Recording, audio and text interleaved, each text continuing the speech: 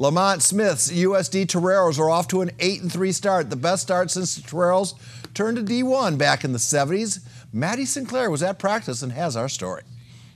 With a roster that features just one senior, the USD Toreros are off to their best start in school history. It's a big step for our program, just trying to change the culture around here, and I think it's going to do a lot for our confidence moving forward, and especially moving into conference play. Really happy for our guys who've been here through some of the 9 and 13 win seasons, and so to be able to have some success early on is awesome. When you win big games like that every night now people may come after you like you're the haunted and not the hunted, and so we've got to do a little bit better with that, but that's a part of us learning. It feels good, you know, to know that all the hard work and sweat, blood, everything is paying off, so it's good. If you're looking for the key to the Toreros' early success this season, just look on the defensive side of the ball. He's been harping on defense since the spring, and when you stop guys, you give yourself a great chance, and it's been our backbone for the beginning of this year. Our defense has just been about, following our principles, staying disciplined, detailed, and tough.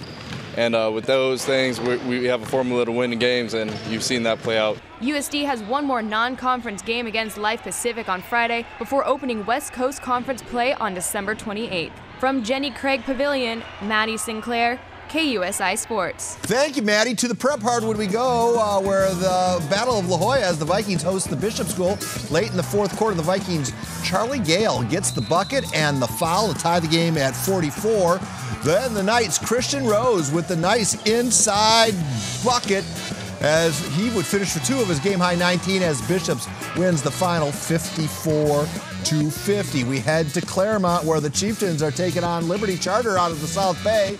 First quarter, the Chieftains' Frankie Mullen with the three-pointer at the top of the key to give Clairemont the early lead. Fourth quarter, it's Mullen with another 3-ball. He finishes the night with 14, 50-35, Clairemont on top.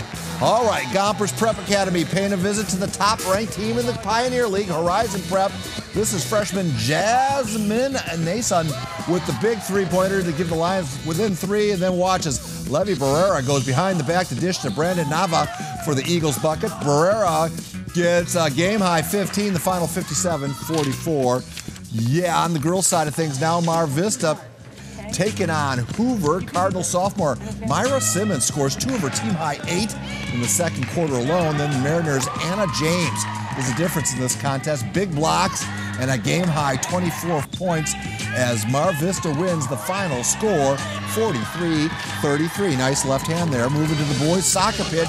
It's RBV taking on Orange Glen. Check out the full extension save by Victor Sellis, who keeps the game scoreless in the first half. Wow. Play the weak material there, Allison. In the 54th minute, it's Sellis with the save again, but David Arreo gets a hold of the rebound. Patriots win by a 1-0 margin. Moving south, Castle Park taking on Lincoln.